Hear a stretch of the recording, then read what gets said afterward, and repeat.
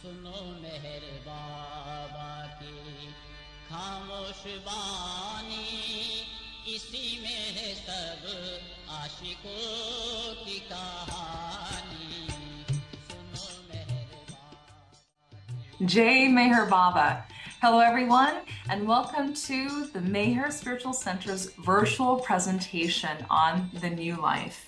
My name is Susan MacDonald. I'm the Meher Center historian, and I have the great honor and privilege to be able to introduce this new program that the center is having so that we can share Baba's life and message of love and truth through the whole planet, and for all of those who want to learn more about Meher Baba's time period in the new life from 1949 to 1952.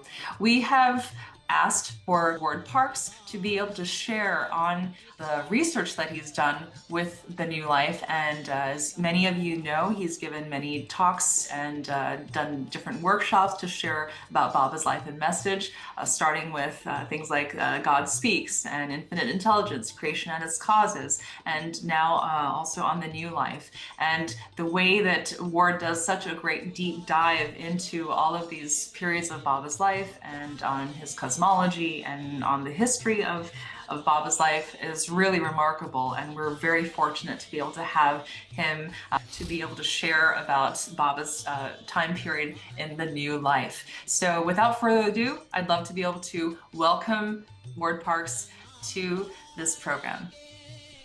Hi, Ward. Hi, Susan. Jay Baba. It's great to be here. What a real honor to be able to take part in this Meher Center series. I'm just curious, what has inspired you to do a series on the new life? Well, one of the reasons is that my main work here at the Avatar Meher Baba Trust is to be an editor of, critical editions of Meher Baba's words. And we're just starting right now a serious edition, several volumes of primary sources on the new life. I've always been interested in the new life. Actually, a couple of years ago, we did a play on it. I wrote about 10 or 15 songs, but it's coming up now in a major way. I'm really studying it very, very closely. This past year, I did a whole series of presentations, including one at the center that was 6 sessions on it. So I've really done a deep dive. I'm doing a deep dive right now into the new life. And it's a most unique part of Baba's life, as I think many people will know. We're really looking forward to this next series of your talks and sessions on this, and we're really excited to be able to share it with everyone who is tuning in, not only today but also as we record this and have this in perpetuity. So thanks so much for taking the time to do this. And without further ado, I'll just have you do what you do. Okay. Well, this is the first of a series of sessions on it. I've subdivided the topic actually into 17 divisions. We'll see if it winds up being 17 of these sessions. It well may. And this first one is very much a general overview. So I'm going to be talking about the new life as a whole. And after this, with the next session, we'll start going through it chronologically, beginning actually in the period right before the beginning of the new life. So Meher Baba's new life extends for a 2.5-year period. It has a very definite beginning time. I mean, it's not a segmentation that we have done, saying, well, this is this phase of Baba's life. No, Baba himself marked it and called it the new life, and it was inaugurated on 16th of October 1949, and it extended through the beginning of February 1952. I guess you could say as a closing date, the 16th of February. Baba himself often mentioned that date, but it seems really to have culminated on the 31st of January 1952. And on the 1st of February, Baba ended his Manonash seclusion and began to re-emerge into ordinary life. Now, it's a very unique and extraordinary part of Baba's life. It was quite different from what came before and what came after. There was a huge rupture that Baba himself introduced. He broke off connection with his old life ashrams, his Mehrabad, Mirzad. He actually had got disposed of them, ended all connection with those places. He ended all connection with his old life followers and disciples. And by ending connection means he had no interaction with them at all, letter, by personal interview. In fact, among those who joined Baba in his new life, they couldn't even mention his old life or the people in it. It was extreme to that extent. And Baba shifted his location away from his old life places. Throughout the new life, Baba was really traveling a lot all around India. Parts of the new life, Baba begged and had lived a kind of a gypsy existence. Through more of it, though, they had provisional quarters where some of the companions were, but it kept moving a great deal. So it was a period of great change and turbulence.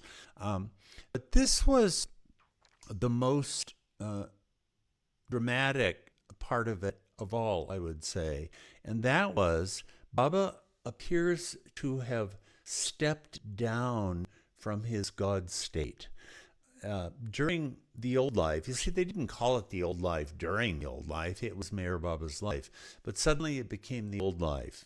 And during that whole period, we could really say from 1922, when Baba left Sakori and ended his close work with Upasani Maharaj, I would say January 1922 is the beginning of Meher Baba's Avataric career, so to speak.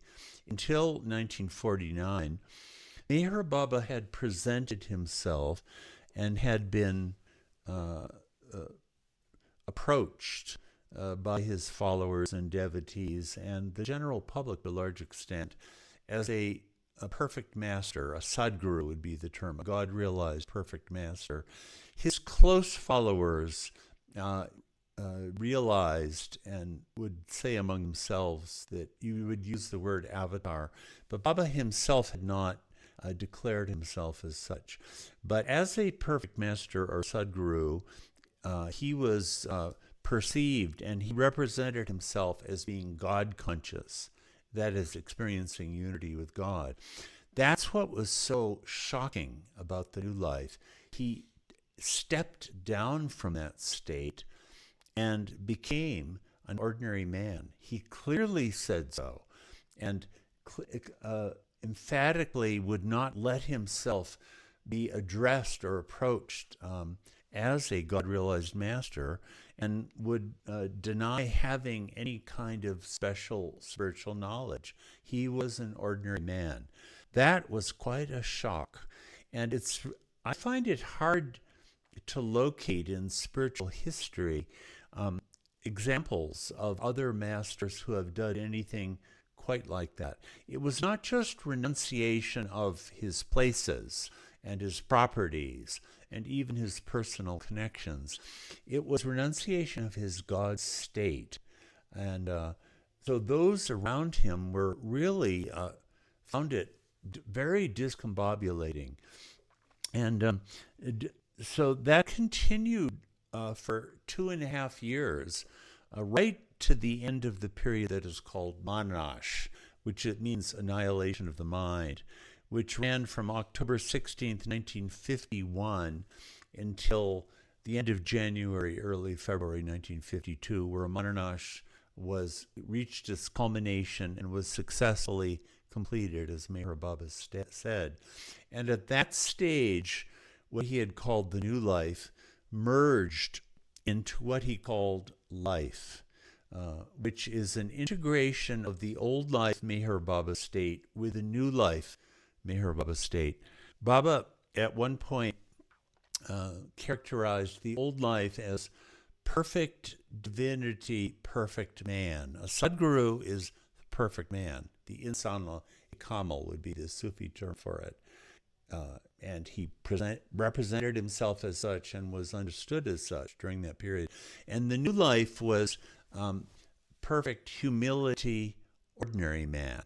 And life, what was the word he used, was the integration of those. And it was not long after that that Baba did declare himself publicly to be the avatar of the age. So now this is being interpretive about it. Baba himself never said exactly this, but I would say this is kind of a mainline interpretation that many people would feel.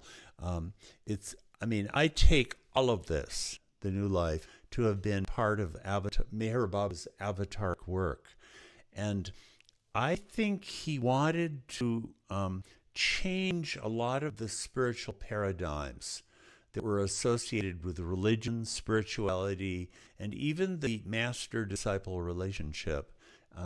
And himself as Avatar really and truly become an ordinary human being, not just to identify with us in that state, let's say, or compassionately shower his empathy on ordinary people. No, himself to really become that without that God knowledge. And from that ignorance that we are immersed in, to pass through the annihilation of mind and reestablish the God state at the end of it as a kind of universal archetypal act that he was doing as an ordinary human being, as an ordinary man, on behalf of everyone. And once he had done that, then there was these periods of what he called the free life, complicated free life, full free life, fiery free life. We'll get into that in due course very briefly. But once that had been done, I feel he could really establish himself as the avatar by virtue of having done it himself.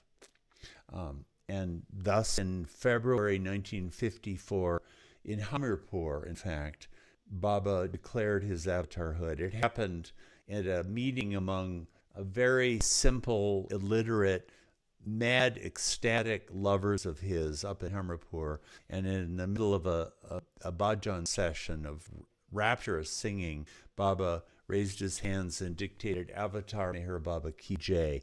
And right after that, he gave all these messages of declaring his avatarhood. So this 5-year period then, from really the beginning of 1949 through 1954, was a decisive period in his advent. After that, Baba began to function and act as the avatar, and the subsequent history of that, many of us, have studied in its own right. So I'd like to read a little bit of a summation of some of these points. This is the title for this series, The New Life Then or Now, The History and Significance of Meher Baba's New Life from 16th October 1949 to the conclusion of Manonash in February 1952. So here's how this is described here. On 16th October 1949, Meher Baba renounced the old life that he had lived until then, with all its trappings of perfect masterhood and followers and ashrams and so-called spirituality, and with 20 companions set out on a new life of helplessness and hopelessness. Those were the words Baba used. We'll come back to that presently. Cutting all ties with his old life disciples and devotees, for 2.5 years, Baba and his companions wandered without fixed residence or headquarters around the Indian subcontinent, at times begging for food and sleeping under the stars. Meher Baba's activities encompassed the so-called Langodi, that means a loincloth, Langodi, gypsy, begging, and labor phases. Those were the 4 phases of the new life, as he described it. He served the poor and worked with the musts. Those are God-intoxicated souls. And he completed major seclusions. The new life came to a head between October and February 1951-52 with what Baba called Manonash, or the annihilation of the mind. And through this radical act, Meher Baba drew the new life to a close, stepping into a new kind of life in which the old and new life phases were both encompassed. This was the life that provided the platform for his public declaration of avatarhood in February 1954. While the community of Baba's lovers generally agrees the new life holds a special place in the progression of Baba's life and somehow prepares the ground for a new humanity in ages to come, it remains profoundly enigmatic and often baffling. What exactly was the new life? Most of Meher Baba's statements describe it in purely negational terms, setting forth rules and restrictions and prohibitions. Yet, amid the impossible difficulties, in the years afterwards, some of the companions, that's the term Baba used for those who were with him. They were new life companions. Some of the companions that we met said that this was the freest time during all their years with Meher Baba. How to reconcile such stark contradictions? How to fathom the essence of a life that exhibits no visible positive content and indeed eludes unequivocal terms of characterization? We'll be saying more about this, but so much of what he said about the new life was avoid this, avoid that, avoid the other thing, without much in the way of positive terms of what they were experiencing. But those who were with him said it was a life of utter freedom in living in the present moment of the now. This is part of what is so enigmatic about the new life, how those two could fit together. And what are we to make of Meher Baba himself and the roles he played through the 3-year period interlude? During the old life, he generally presented himself as a God-realized Sadguru. At the outside of the new life, he stepped down from this office and became an ordinary seeker of God. But through the course of Manonash, he seems to have regained his divine station and indeed augmented it to the point of establishing the grounds of his avatarhood. What work was he engaged in through this strange process? Who was this man? Was the Meher Baba of the new life the same one that his lovers pray to today and relate themselves to as their friend and beloved and master? Yes, Baba would not let himself be treated and referred to as a master, except in one respect. He did require complete obedience. That was there. But the whole apparatus and paraphernalia connected with guru-disciple relationship, which was so central to religious life in India, with especially Hinduism, but in Islam too, they have their own versions of that. He seems to have dismantled that. He didn't want that. He did require obedience, but they couldn't treat him like a guru otherwise. So these are some of the phases of the new life. By the way, since the new life produced few texts of a philosophical variety. You see, Baba wasn't giving discourses because he didn't know anything. He didn't have any spiritual knowledge. He was an ordinary guy. So we don't have discourses from Baba, with two exceptions, which will come up in it. So much of it, what we'll be talking about, will be his life and messages that he would give about the new life and about the phases they were going into, like if they're doing a begging phase. What are the rules and conditions of begging? That's the kind of message we have from Baba, mostly connected with the new life. But these were some of the big phases, and I'm still reading from this write-up on this. First, the preparatory phase from Baba's Great Seclusion in June-July 1949, through the Mehrabad meetings in August to the actual inauguration of the new life in October 16th. The next two sessions will be on that. The Great Seclusion was one of the most important seclusions of his entire life. The second, the training period from October 16th through the end of December, with its labor, begging, gypsy, and Langodi phases. So Baba himself characterized October 16th to December 31st as a training period for those who were with him to actually start to learn how to live the new life, and with all its restrictions and conditions. Then 3, the residence at Manjari Mafi in North India. This is on the outskirts of the city called Dehradun, which you can find on the map. It's right on the edge of the Himalayas up in North India. So Baba was headquartered there for about 5 months, from January till May, June 1950. That was a North India phase. Baba, during that, came up with 3 New Life plans. We'll go into that.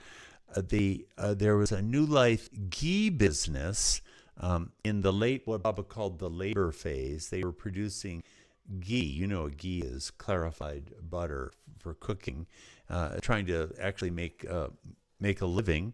And Baba's work at the Kumbh Mela from January to June 1950. You may know what the Kumbh Mela is. It's a huge gathering. I think they say 200 or 300 million people came to it in 2018. So enormous gathering. And Baba very much involved himself in that, bowing down at the feet of sadhus. It happened to be up very close to Manjari Mafi, where Baba was headquartered. Then 4, the shift to South India between June and December 1950, including the great meeting in Mahabaleshwar on 16th October, in which Baba stepped out of the new life for a day. So on the first anniversary of the new life, the 16th of October, 1950, Baba stepped back into the old life for 4 hours, and a lot of his old life disciples were invited to a session. They never thought they would see him again in their life. That's what was their expectation. So this was quite a surprise. And Baba did give a major discourse on that occasion. So that was a big event in the new life, right? First anniversary. Baba's 5. Baba's Great Seclusion in Mahabaleshwar. What is this? About 100 miles south of Ahmednagar. It's up in the mountains. In the early month of 1951, and the subsequent meeting with old life devotees in Hyderabad, it actually should be June. In June of 1951, Baba had a second meeting with old life people where Baba declared Manonash, that he was going to embark on a Manonash phase. So Baba's Manonash phase, which began in October 1951 in the Manonash cave in Hyderabad. This is down in South India. It's was in the state of Andhra Pradesh. 150 miles from the Bay of Bengal. Maybe it's one of the great cities of India. So this is where Baba began the Manonash phase, and he traveled up through Aurangabad and concluded in Merazad on 16th February 1952. The last part of Manonash, Baba actually returned to Merazad. He wasn't contacting any of his old life people, but he was doing the work there, first up on the hill and then down in what is called the Manonash cabin, later became Erich's room. So this was really the culmination of the new life at the beginning of February. And then the 3 free lives that followed this, the complicated free life, the full free life, and the fiery free life that extended actually from March 1952 through about April 1953, and that appeared to pave the way to Baba's declaration of avatarhood in 1954. So this is a summary of the major periods of the new life. And now some of the themes, characteristic themes of the new life are these. I've mentioned some of them, but Baba said it was a life of, he used the words hopelessness and helplessness. Now for people maybe not acquainted with Meher Baba, it sounds like first grade A depression, right? But it doesn't mean anything like that. What it means is not to hope for anything and not to expect help for anything, because you're living a life of complete dependency on God in the present moment. If I'm completely dependent on God and I'm living right in the immediacy of now, how does hope figure into it? Well, if I'm hoping, I'm not living in the now. I'm expecting something to enter into my state to alleviate it. So there was no scope for that in the new life. Also, Baba at that time used the expression, the enjoyment of suffering. Now, I'll just speak for myself. When I'm at my very best, I can put up with suffering. That's the top of the line for me. But to actually enjoy suffering, you are completely free, are you not? What can get you down? What can hurt you? What can destroy you? And through all of this, helplessness and hopelessness and the enjoyment of suffering, Baba required that all in the new life had to maintain a complete cheerfulness of aspect and good humoredness, never expressing anger, never expressing hatred, jealousy, any of those things. None of those could ever come into expression. Okay, here are some of the other themes. Baba, they're really living in the active present. And nowadays it's just a platitude, live in the now, right? Well, it's easy to say the words, but who does it? They were doing it in the new life. I remember Erich describing the new life, trying to we were kids back in the 1970s, give us some idea of the freedom of it. And Erich was saying, we were in Happy Valley. We were on a little bus tour 4 miles from Merazad, and Erich said, for example, right now I have to think about getting you back into the bus and taking you back to Merazad, and then you have to take your rickshaws back to where you're staying in town and so forth and so on. And then I have to think I have to eat dinner, I have to go to bed, et cetera, et cetera. In the new life, there was nothing. They were not, they were, always being practical and responsible, but there was no preoccupation with the past or future. They were free from it. It was really and truly a life of freedom. So this is the impossible paradox. They were living among all these conditions and restrictions. We'll go into them in future sessions. There's a big, long list of them. They are all written out. Detailed conditions they all had to live by. You would think it was like living in a prison, but the experience of it was one of complete freedom worry, from the past and the future. And Baba himself was doing this too.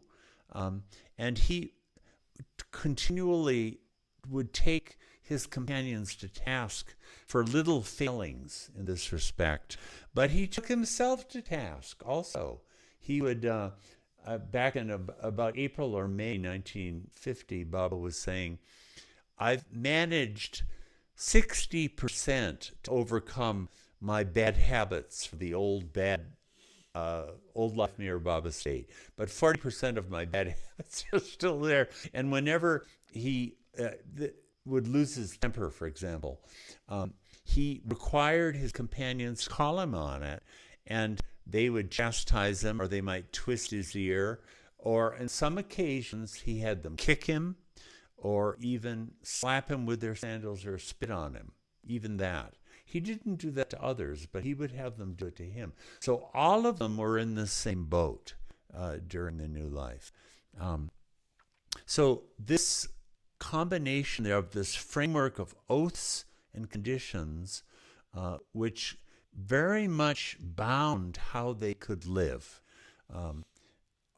from the moment they got up in the morning until the moment they went to sleep at night. It was this almost like a legalistic framework.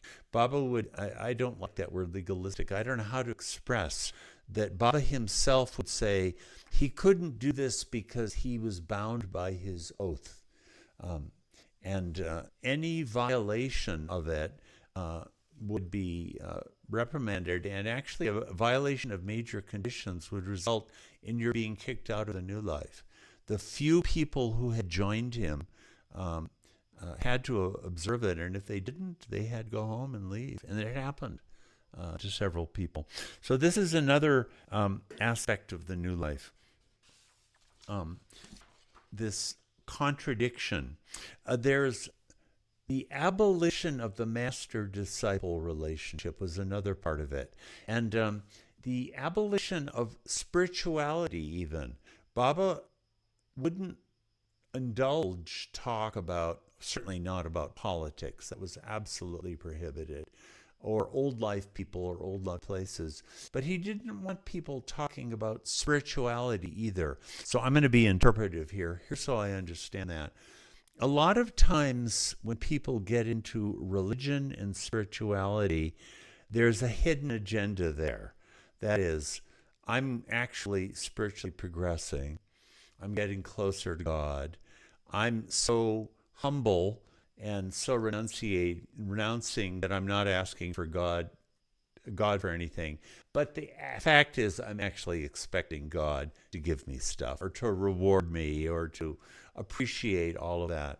And Baba was so alive to that. In the new life, there was no scope for any of that. You're not expecting anything, and you're not wanting anything, and you don't have anything as your goal, you see? So spirituality was really being sort of what we understand as spirituality was being devastated. There was no scope for that. They weren't trying to realize God. They weren't trying to gain anything. They were trying to live the new life for its own sake. And again, many people feel, and I feel, in some fundamental way, this will serve as the basis for the life that humanity lives in the future, where you're not pursuing this for some goal or for some gain or anything like that, but purely for the purpose of living this new life. So that's a very big part of it. Complete obedience, however, was required. Instantaneous obedience to anything that Baba wanted. We had these 4 phases, and these are the 4. I've mentioned them already. There was a begging phase. They would beg for food. There was a Langodi phase. The Langodi is a loincloth, and this seems to have been associated with meditation.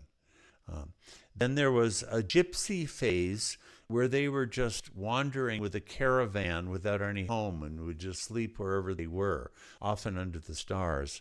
And a labor phase where they took on work and even tried to earn money, gainful living.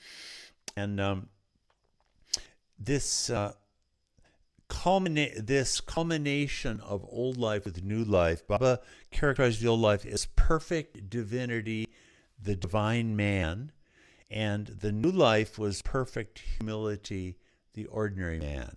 And at the end of the new life, Baba said he had integrated the two of them.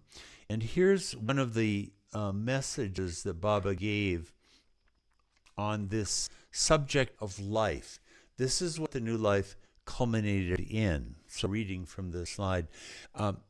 This was right at the end of Manonash. Baba gave this as a life circular. He said, "For these last 4 months, according to ordinary human standards, and by ways and means known to me, I have tried my utmost for the achievement of Manonash, and I can say in all truth that I feel satisfied with the work done.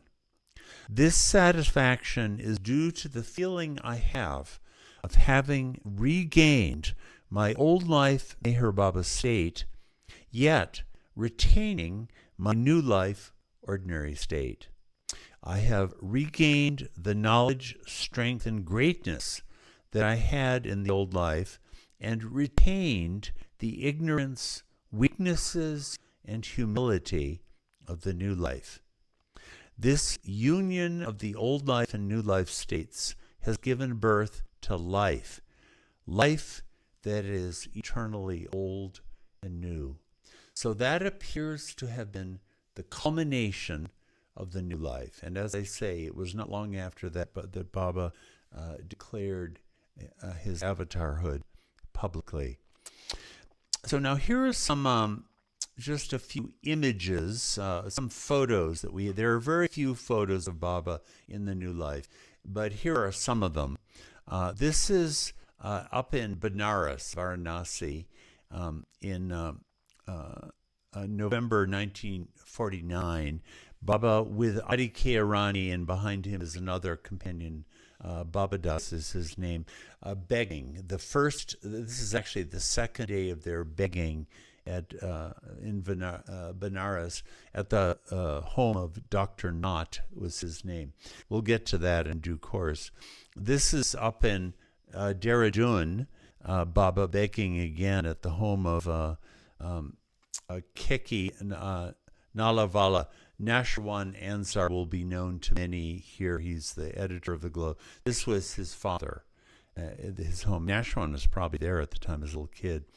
This is in Haridwar, not far from Dehradun, close to Rishikesh, during the Kumbh Mela. And Baba went down into this room and is bowing down at the feet of several of his disciples. He bowed down to more than 10,000 sadhus at the time. So you can see he really, it was exhausting for him. Can you imagine bowing down like this to 10,000 people? This is a meeting at the where Baba was announcing the inauguration of the New Life in August of 1949. This is Mandali Hall at Lower Mehrabad. Some of you will be well acquainted with that, but where Baba was explaining his intention of going in the new life. And this is also from that same meeting. We'll be talking about this in upcoming sessions. This is another moment from that. They had readings from various holy scriptures at the time. Now this is part of the cast of characters. Not all of these people went in the new life, but many did. So up in the left-hand corner is someone named Anna 104. That was his nickname. Next to him on the left back were Murli Kale. He was one of the New Life companions. Baidul was one of the companions. There's Erich Jesawala. The tall man there is Chuggin. He wasn't a New Life companion.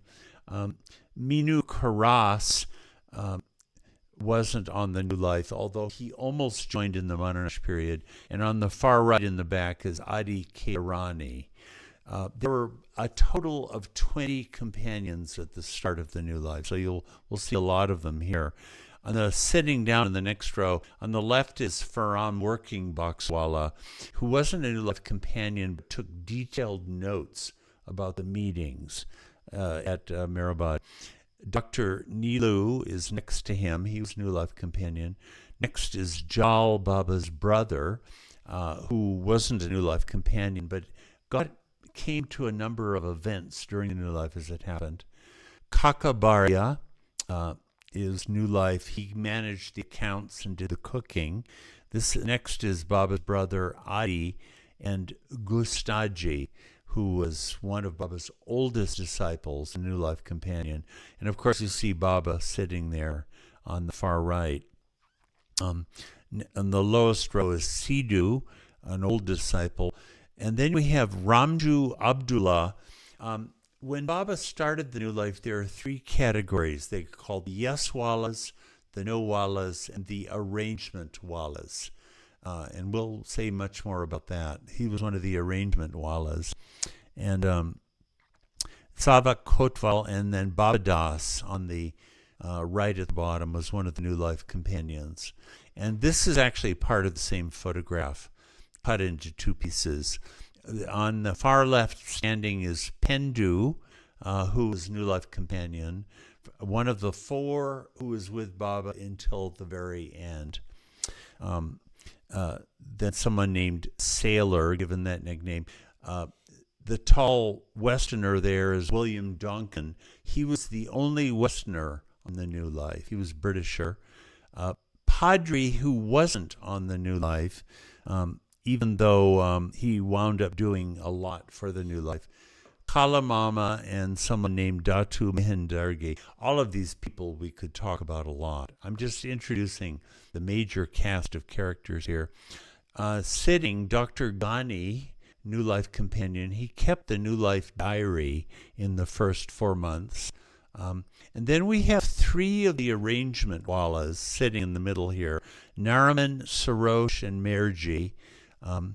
And to their right is Kaksab is his name, and Sabak Damania. And sitting on the Dake Falkar, Alaba is sitting second to our left. He was, of course, one of the New Life companions. And someone named Bal Tambat, and then Vishnu Dyarakar, he was a New Life companion too. So this is some of the visual imagery of some of the people who came. These were the Arrangement Wallas. They played quite a big role throughout the New Life. And these were the four women on the New Life from first to last. This photograph was actually taken the year before. But on the left is Meru, and then to Mera, of course, Baba's closest of all his disciples, Mani, and Dr. Goher. So this is some of the cast of characters that came with him here.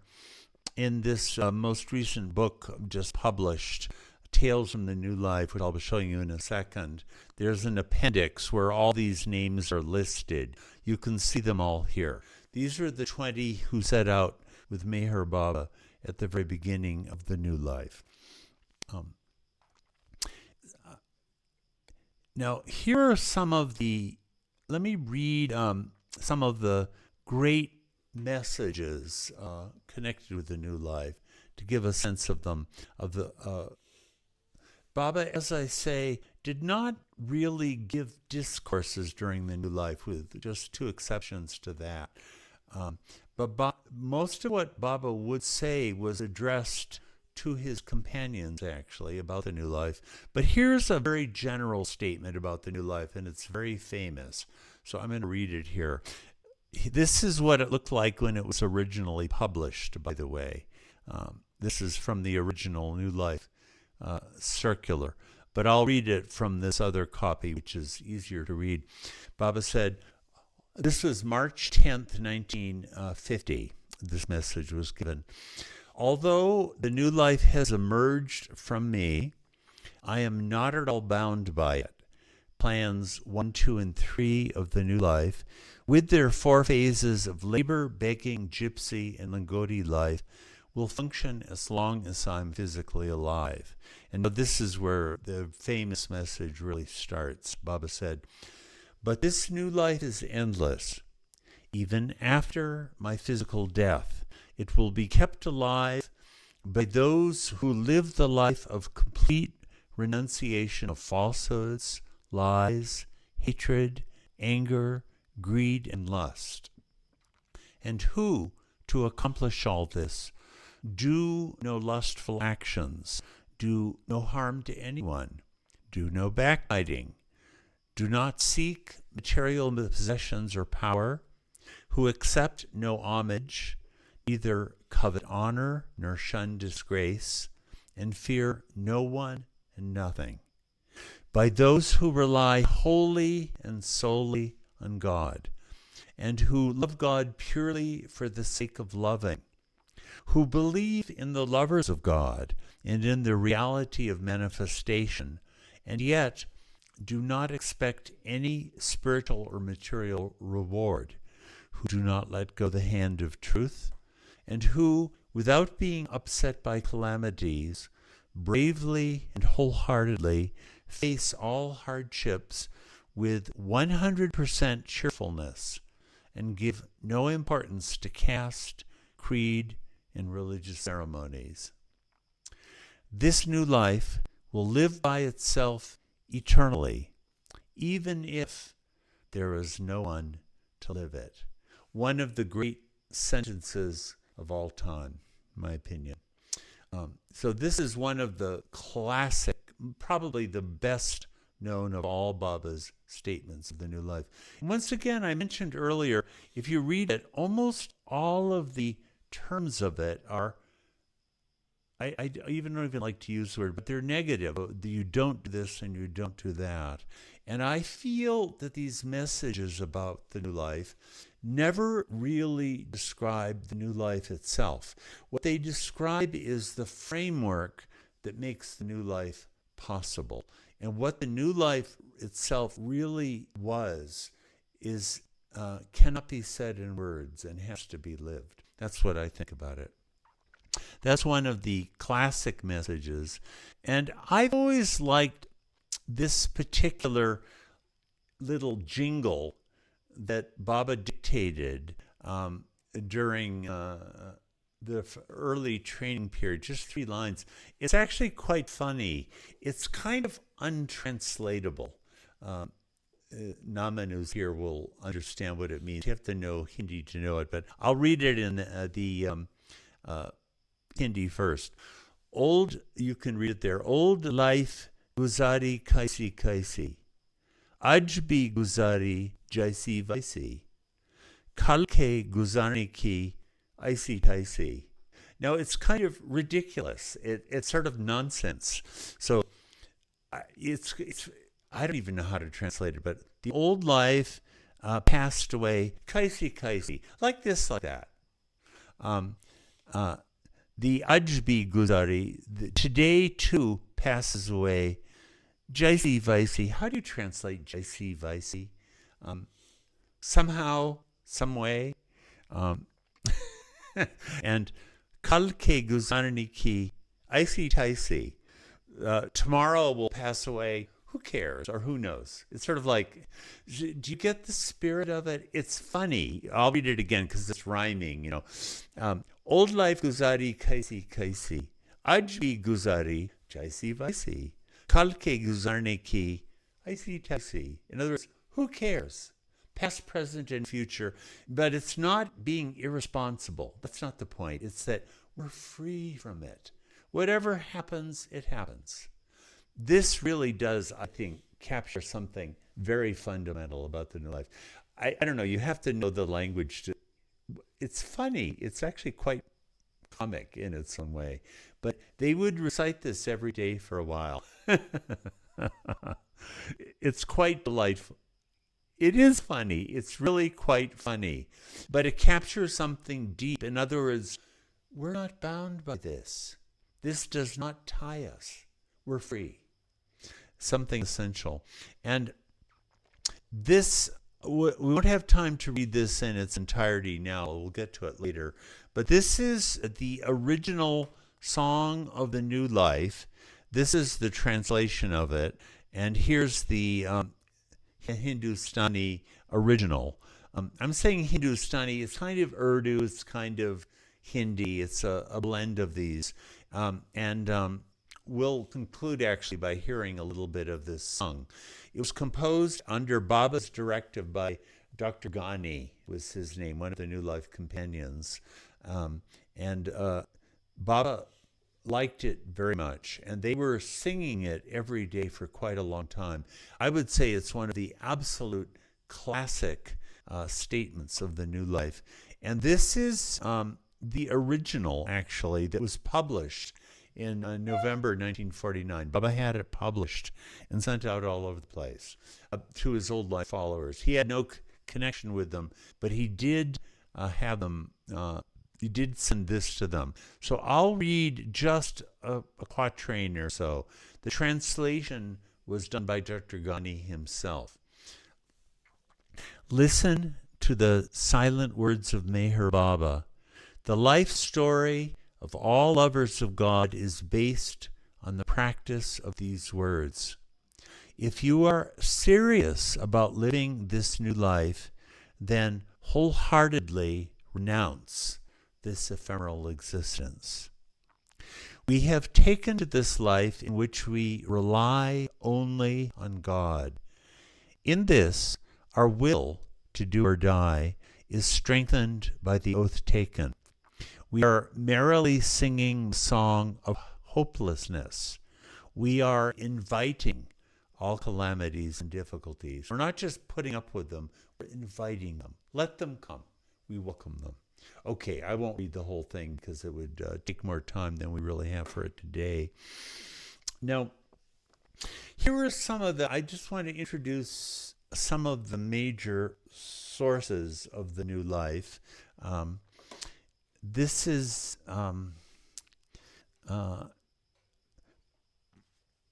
here, I'll show you an original of it.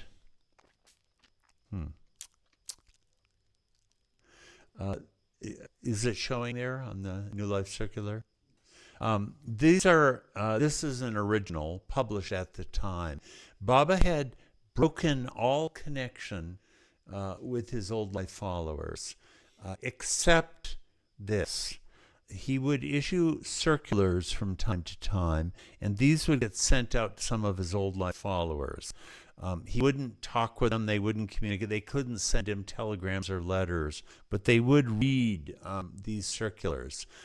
This here is a publication of the circulars that was done afterwards, 1967. It's not an original, but it's a very, it was 20 years afterwards. So there are 34 of these circulars. They were published occasionally. They weren't part of a regular publication, but they're one of the most important sources about the New Life. There were several booklets that were published at the time. Here's one of them. It's Meher Baba's. This was published 1949, and it's actually before the New Life. But this is what the next session will be on, this Great Seclusion, which ran from the middle of June to July 31st, 1949, by Ramju Abdullah. It's really quite a major source connected with the New Life. This was also published by Ramju Abdullah, The New Phase of Meher Baba's Life, and it covers the meetings Baba held in August 1949, where he declared the New Life and described its conditions. A really major, I'm giving you the primary sources that appeared at the time. The Song of the New Life I've already showed you. This was published at the time. The circulars include a very important discourse Baba gave in 16th of October 1950. We'll get to that in due course, but it's called Baba's Sermon. So those are some of the original sources, but for books about the New Life, this is really an excellent one. This is by Baba's disciple Baukal Churi, Meher Baba's New Life. It's about 700 pages. It's really quite readable, though. It's very thorough and very excellent. When I first came to Baba in the early 70s, we knew very little about the New Life, and little was available. But now that's not the case. Here's another really excellent book about the New Life by Bal Natu, Glimpses of the God-Man. It's a series of books. This is the second volume of it. I would very strongly recommend this. And here's another book, Tales from the New Life, just published in a new edition. And this was the transcription of recordings that Don Stevens made in 1972, mostly of Erich Dessewala, but also of Meru and Mani, Mera and Mani, reminiscing about the New Life. And they're quite wonderful about really giving the flavor of what it was like to be with Baba at the time. These are some of the really excellent sources that I'll be drawing on very extensively. And let me now show a little bit of where Baba traveled in the New Life. Is that showing up? I'm on Google Maps here. So the New Life began in Ahmednagar. The names have changed. It's now called Ahilya Nagar in the Google Maps, but that's Ahmednagar. It began if any of you ever want to go there, it's right at the train station. There's something called a level crossing.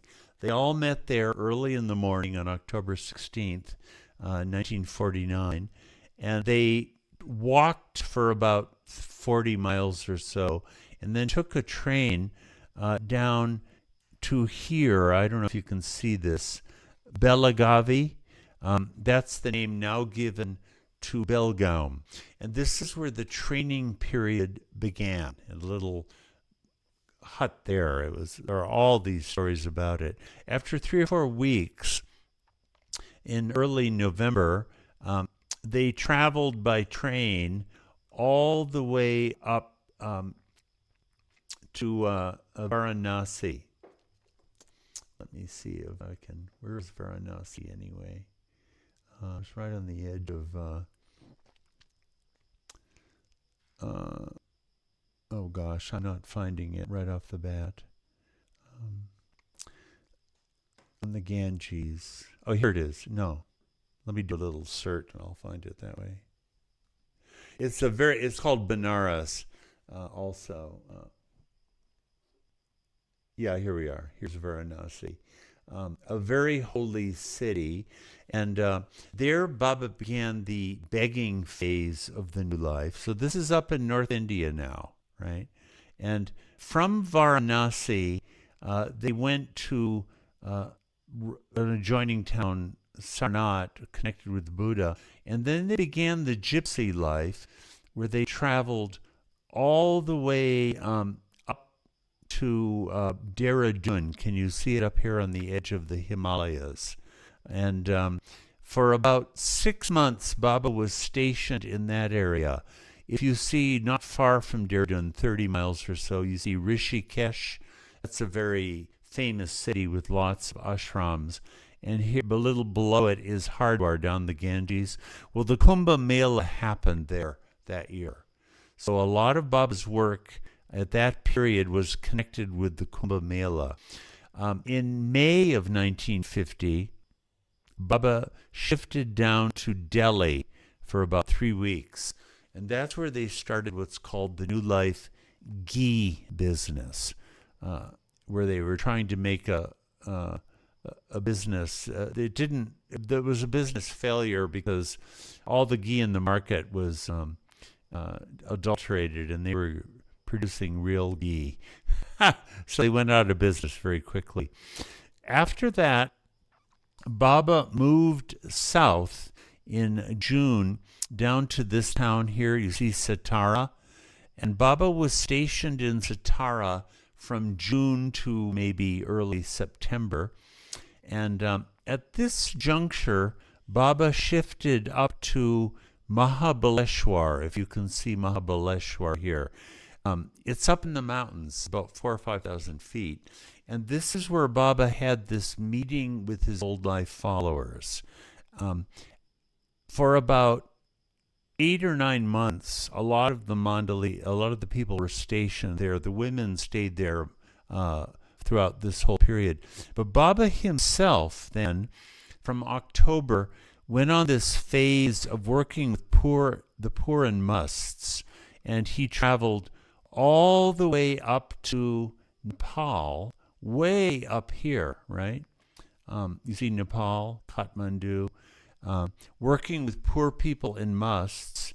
Then he went down to Calcutta, was called Kata, now called, and then went all the way down to what was then called Madras or Chennai.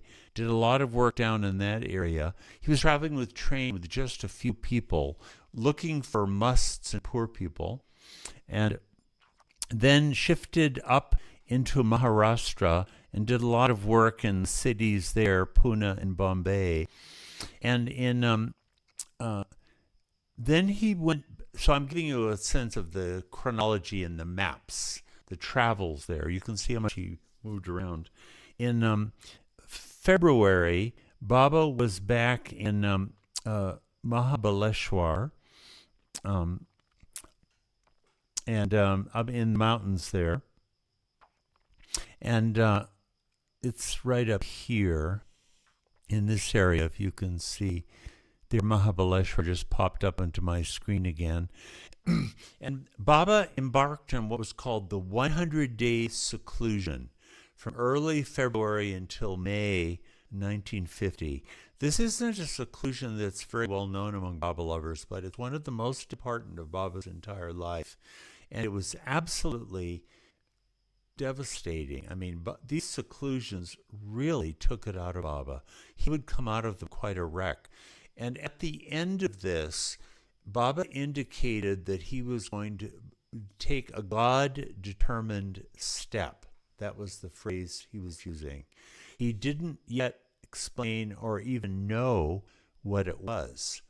But what happened then in June was Baba shifted to Hyderabad in Andhra Pradesh.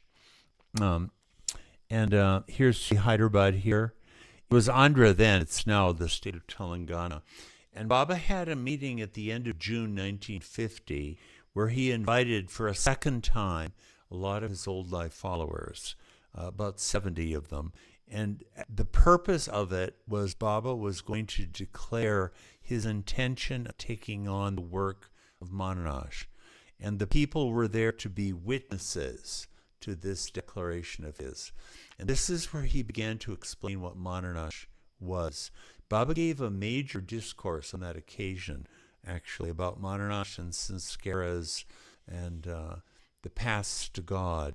Baba was still in the state of an ordinary man, as he clearly said. He described the paths to God as being basically impossible.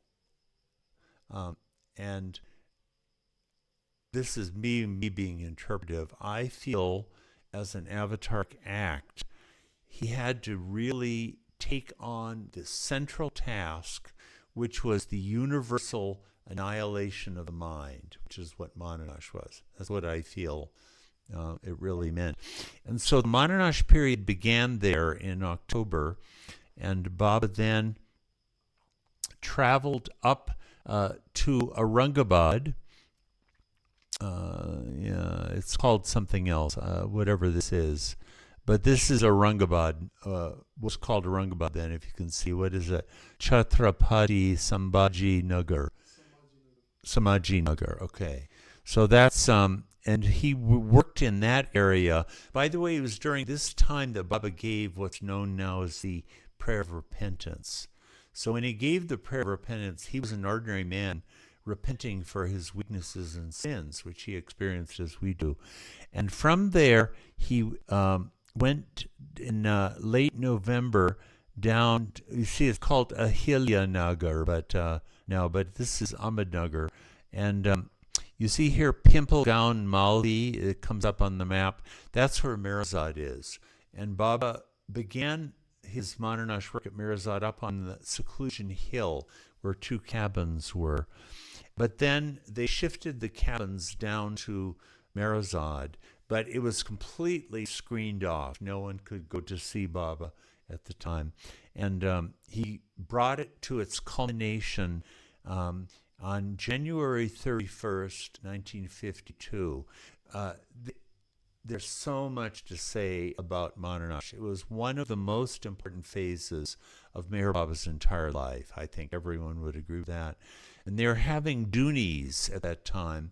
And the last of them happened on January 31st, 1952. And Baba had Erich write on a slip of paper all the rites, ritual, ceremonies of the religions of the world are hereby consumed into ashes, something just like that. And Baba had Erich pull out the slip, read it. Baba took it and threw it into the Duni. And the next morning, Baba had them collect the ashes from that Duni and put them in tins. And Baba said, always keep these ashes. And to this very day, they're being preserved. I don't know where, the archives building or somewhere like that. And that looks like it was the end of Manonash, and the end of the culmination of the new life happened right then and there. So so the very last thing I'd like to do is play about a minute or two from the Song of the New Life, as sung by a very fine singer, Namdev Solapuri. He passed away a few years ago. This is that song that Baba had Dr. Ghani write. By the way, Dr. Ghani was world-class lazy, famously lazy. Everybody knew it. And so Baba told him he had to write the Song of the New Life by such and such a time, and if he didn't, he would punish him by making him do 100 sit-ups. If you knew Ghani, it's so funny. And then he wrote the whole thing, but then Baba liked it, but he said he didn't want people to mistake this as an expression of communism or atheism, that it's not a denial of God. So he had him write the last stanza, and if he didn't do it by the next morning, he would have to do another 100 sit-ups. This is a little sense of the playful way that was also part of the new life. So this will be a minute or two from the original, which is in Hindustani, sung by Namdev Solapuri.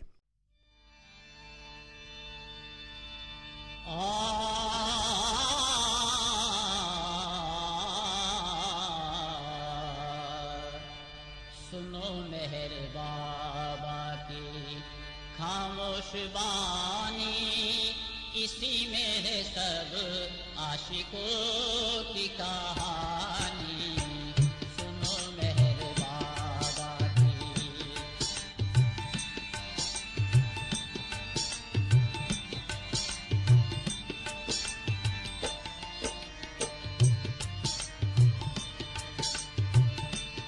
है जीना तुम्हें गर नई जिंदगानी, है जीना तुम्हें गर नई जिंदगानी।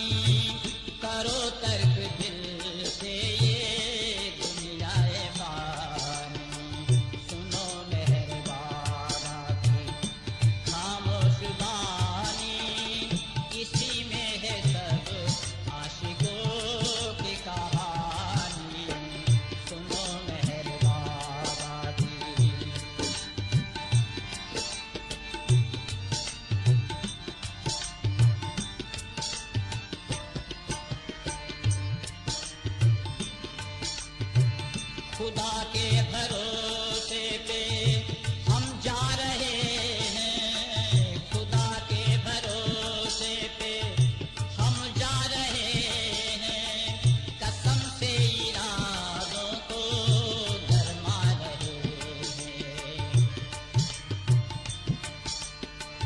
गजल नामुरादी के हम गा रहे हैं, गजल नामुरादी के हम गा रहे हैं, बला और मुसीबत को बुलवा रहे हैं। सुनो मेहर बाबा की खामोश वाणी, इसी में है सब आशिकों की कहानी। Okay, so that's a little bit of the Song of the New Life. The next session then is going to start with a chronological coverage of the New Life.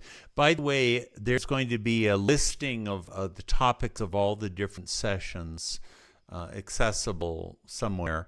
And also, I've compiled a study guide. It's about 20-25 pages with fairly detailed descriptions of each session and the major topics for people who would like to dig into that in greater depth. So the next time will be on the early part of 1949 up through the Great Seclusion. Baba hadn't announced the New Life yet, but right when he stepped out of it, he gave strong hints that something big was coming. So that would be June 21st or 22nd through July 31st, and August 1st is when he stepped out of the Great Seclusion. That will be our topic for next time. So we're off. This is the first of our sessions on the New Life. Thank you all for taking an interest in this great theme of the life of the Avatar of the Age. Jai Baba. Jai Baba. Thank you so much. Jai Baba. Jai Baba. Okay, good. Great. That was Good. wonderful. Thank you so much. We're off. Yeah. So how do you feel this went overall? I was satisfied with it. It covered all the topics I really wanted to get to. Okay. Yeah. What did you think? Do you think? I think it was great. I love the flow of how you went through the different phases of Baba's New Life, just as an overview. Yeah. I love how you put the different photos of the people who were part of the New Life, and that interchange of showing the photos and talking a little bit about them, little tidbits, I think was really Yes. helpful. Yeah, so there's a personal face to it. Yeah. Definitely. Also, I really love that you were able to go through the map to see, where Baba went. And as we were talking about, before doing this, it really gives such an incredible picture of how much Baba traveled this whole time. Oh, how they were able to do it. It's amazing. I didn't have the time to go. They have all these maps. I think I sent the slideshow of it, but of these from the book, Bao's book, they have these little maps showing it, the little particular parts of it. And they're very good. I think Jeff came up with them. Yeah. Also, you had mentioned that Baba, he rarely did any discourses during the New Life, but that he did one called Baba's Sermon. And where can we find that? Yeah, that's to be found. It's been republished in different places, but it's in the New Life circulars. Those are actually available on the Trust website. Okay. But it was included in, I think, the 18th of the New Life circulars. Okay, 18th. Got it. The Trust also published a pamphlet of Baba's, a selection of his messages. It might be on the Trust website, I forget. And we included that one. It's a short message, it's about a page and a half, but it's a masterpiece. It's one of the great, it's the only, it's a real discourse, because Baba stepped back into the old life for 4 hours so he could discourse again. In the New Life, he wouldn't do that. Yeah. That's, I think I've read it before, but I wasn't sure exactly where the original kind of source was. So that's really helpful to know. The Yeah, 18th I'm sh of the New Life Circular. yeah, it is. It's number 18, yeah. Okay. 16th of October, 1950. Hmm. It Okay. really is a masterpiece of a message. It's one of the great short messages of Baba's life, I'd say. Yeah. Great. Um, Beautiful, beautiful. also, here, of course, we have new names for the different cities and towns as opposed to when Baba was there, I know right? it's quite annoying. None of the names are the same. Yeah. Ahmednagar is Ahilya Belgaum is Belagavi, you know, Varanasi is it's not Benares, Mhm. Calcutta is Kolkata. So it's difficult for people who are, not Indians. Definitely. And just one quick question. It doesn't have to be Mm, today, but the talks that you gave at the center in October, I think that one of the questions that we're going to be getting is, what is the difference between the talks that you're doing with me now for the virtual right. presentation? How is it different from the talks Oh, then? Yeah. oh yeah, I know.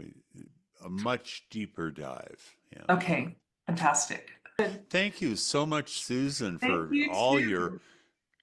your expertise in this and how smoothly you make everything flow along, and for taking the initiative to do this too. I mean, it's a lot of work. Well, I'm Mm, I'm super grateful. And, any chance that I can get to hear more yeah. about all the different phases of Baba's life in this kind of detail is really like a joy for Yeah, me. we're going to So, be, this was general, but from yeah, now on, it's going to be deep dives into yeah. particular periods. Thank you so much, everyone, again. And thank you, Naman, for behind the scenes helping with the tech for Ward. Appreciate that so much. And also, I think our executive director, Buzz Connor, and the Life and Message of Mayor Baba Committee here at the Mayher Mm, Center for really kind of suggesting to do more virtual programs and virtual presentations. So very grateful for that. Thank you all for watching and participating in this. Ward, again, thanks so much. And we look forward to seeing you again next time. okay. Thank you very much. Jai Baba. Jai Baba.